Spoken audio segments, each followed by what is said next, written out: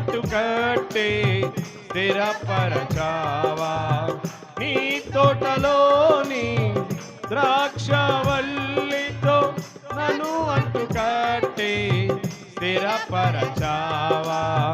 జ్యోతిర్మయుడా నా ప్రాణ ప్రియుడా, స్తుతి మహిమలు.